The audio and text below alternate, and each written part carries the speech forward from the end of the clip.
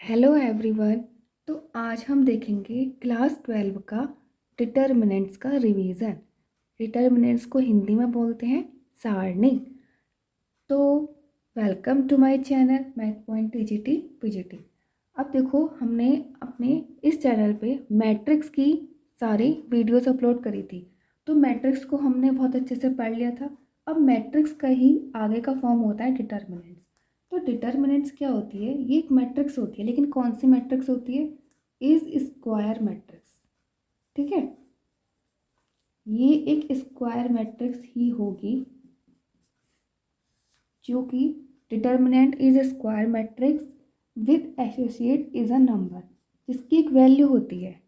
ठीक है, तो ये आपको एक वैल्यू देता है, गिव वैल्यू। ठीक, और इसको रिप्रेजेंट करते हैं डिनोटेड बाय मैट्रिक्स ऑफ ए। जैसे कि मैंने इसको मान लिया ये ऑर्डर एन का है। ठीक है, या फिर ऐसे डिटर्मिनेंट ऑफ ए, जैसे ऑर्डर मान लिया ये 3 का है, तो हमको इसमें 3 वगैरह ये सब भी कुछ नहीं लिखना पड़ता है। ठीक है, जैसे कि अब मैं इसका एक एग्जांपल दे देती हूँ। ए इज इक्वल टू 1 2 एक्स और वाई। ठीक है, ये डिटर्मिनेंट कितने ऑर्डर का है? ये है ऑर्डर आपके 2/2 का। ठीक है, अब हम देखेंगे इसकी वैल्यूज़ कैसे फाइंड कर सकते हैं। तो अब हमारा टॉपिक है वैल्यू ऑफ द डिटर्मिनेंट, क्योंकि डिटर्मिनेंट की एक फिक्स वैल्यू होती है। तो अब हम देखेंगे वैल्यू ऑफ द डिटर्मिनेंट। ठीक है, जैसे कि मैंने सपोज करा मेरा एक डिटर्मिनेंट है A11 A12 A13। ठीक, फिर है मेरा A21 A22 A23, फिर है मेरा A31 A32 A33। अब मैं इसकी वैल्यूज़ निकाल रही हूँ, तो मैं इसका एक्सपेंशन करती हूँ R1 के अलावा। ये हमारी R1 है।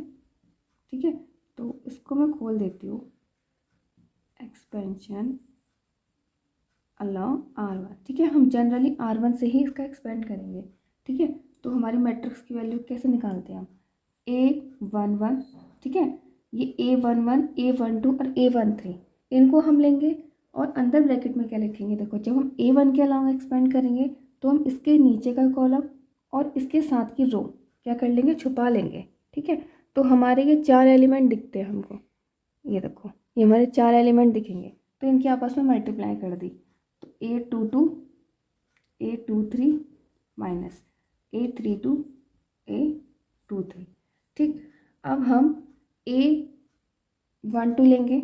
हमने पहले A11 ले लिया, तो इसको हम लिखेंगे माइनस का A12।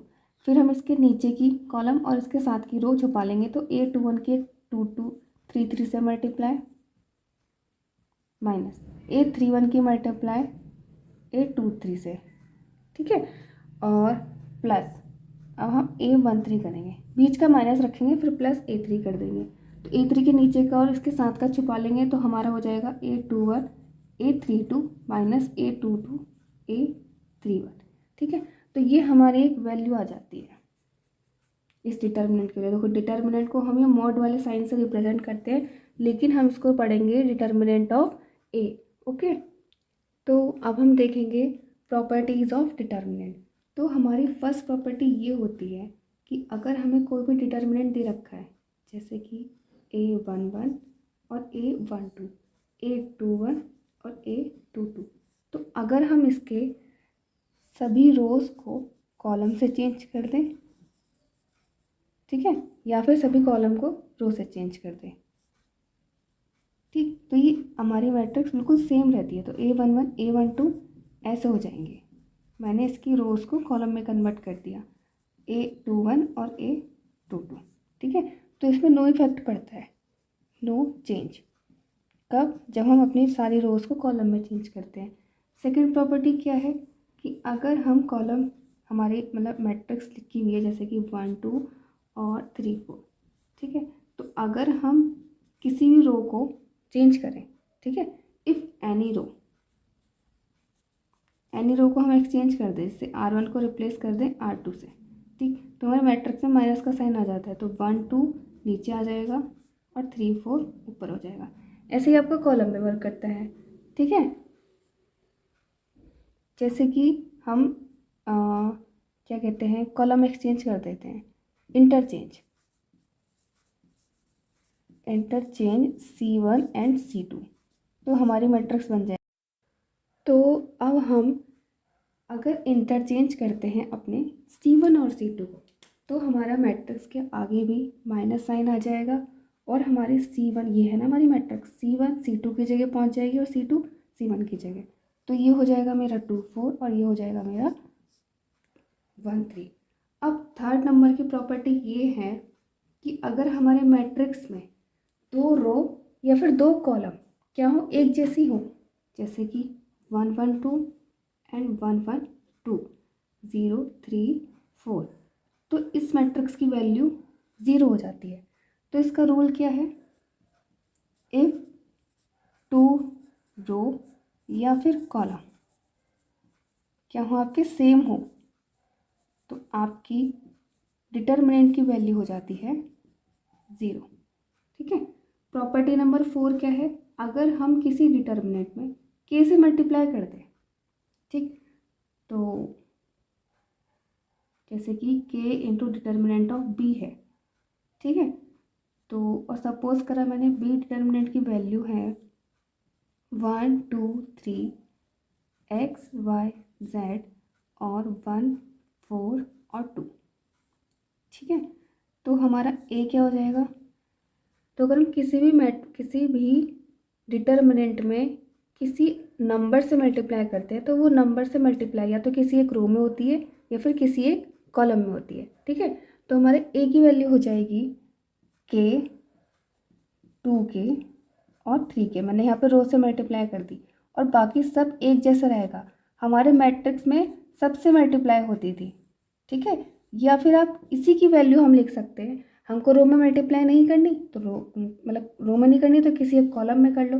तो हमारी बी मैट्रिक्स ये थी, अब इसमें किसी भी एक कॉलम से मल्टीप्लाई कर दो, तो ये हो जाएगा के एक्स और 1, ये हो जाएगा आपका 2 y 4 और ये हो जाएगा 3 z और 2, ठीक है।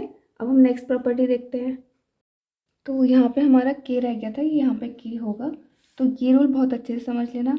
मैट्रिक्स में तो क्या होता था, मैट्रिक्स में तो सबसे मल्टीप्लाई होती थी, जैसे कि मैट्रिक्स हमारी ये है 1 2 3 4, ठीक है। तो अगर हम इसमें के से मल्टीप्लाई करेंगे तो हमारी मैट्रिक्स हो जाएगी के 2k, मतलब मैट्रिक्स का साइन लगाओ, डिटर्मिनेंट क्यों लगा रही हो, ये डिटर्मिनेंट है, ठीक है, 3k एंड 4k। लेकिन अगर हम डिटर्मिनेंट में मल्टीप्लाई करते हैं तो या तो किसी रो में मल्टीप्लाई होती है या फिर किसी कॉलम में, ठीक है। अब हम नेक्स्ट प्रॉपर्टी की ओर चलते हैं।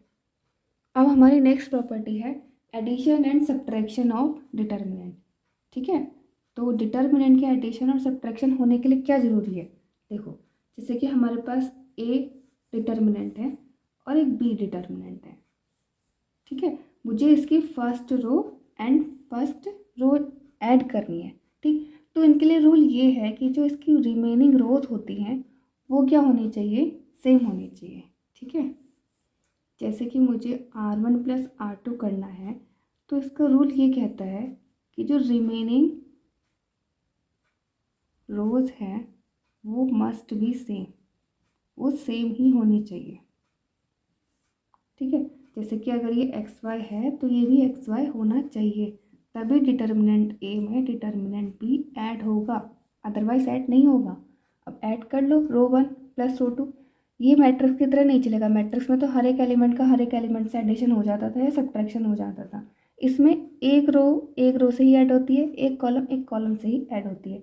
ऐड कर लो 1 प्लस 3, चलो मैं एक बार लिख के दिखा देती हूँ, 1 प्लस 3 एंड 2 प्लस 4, और ये एज इट इज़ रहते हैं, ठीक है। तो इसका आंसर जाएगा 1 प्लस 3 का आंसर आ जाएगा 4 और 4 और टी हो जाएगा आपका 6, ठीक। तो ऐसे ही आपका सब्ट्रैक्शन भी होता है, ठीक है। अब 6 नंबर की प्रॉपर्टी होती है ऑपरेशन, यही सबसे मेन इंपॉर्टेंट प्रॉपर्टी है डिटर्मिनेंट की, ऑपरेशन ऑफ डिटर्मिनेंट, ठीक है। तुमने मल्टीप्लिकेशन देख लिया, एडिशन सब्ट्रैक्शन देख लिया, अब ऑपरेशन देखो, यही हमारे डिटर्मिनेंट के एप्लीकेशंस में भी यूज़ होते हैं, ठीक है। यानी कि कोई भी आपका मैट्रिक्स है, ये ले लो 1 2 3 4, तो तुम इसमें किसी भी एक रोज़ में ऑपरेशन लगा करके उसको कन्वर्ट कर सकते हो, उसको चेंज कर सकते हो अपने अकॉर्डिंग। जैसे कि मुझे यहाँ पे 1 नहीं चाहिए, मुझे यहाँ पे 2 चाहिए, तो मैं क्या ऑपरेशन लगाऊंगी, R1 में 2 R1 कर दूँगी, यानी कि पूरी R1 में 2 से मल्टीप्लाई कर दूँगी, तो मेरा आंसर आ जाएगा 2 4। ठीक है, और ये दोनों डिटर्मिनेंट वैसे तो इक्वल नहीं होती, लेकिन हम ये ऑपरेशन लगा सकते हैं। ठीक है, तो हम ऑपरेशन अप्लाई तो करते हैं, लेकिन मल्टीप्लाई हम तब करते हैं जब हमें किसी भी रोज़ को चेंज तो करना है। जैसे यहाँ पे 2 लाना है, 2 कैसे आ सकता है कि जब हम आ, वैसे तो हम ऑपरेशन करते टाइम मल्टीप्लाई कर करके माइनस कर सकते हैं, लेकिन बुक के अकॉर्डिंग हमें ऑपरेशंस के रूल ऐसे दिए हुए हैं कि R1 को हम चेंज कर सकते हैं R1 प्लस के कोई सी भी रो लेकर के, और अगर मैं जनरल फॉर्म में लिखूँ तो देखो CI को हम चेंज कर सकते हैं CI प्लस माइनस के CJ। ठीक है, तो हम ऐसे ऑपरेशन लगा सकते हैं। सपोज करो मैंने इसमें ऑपरेशन ये वाला लगाया इसमें, और इसको 2 ले लिया है, जैसे कि मैं इसमें अप्लाई करती हूँ R1 change to R1 plus 2 R2।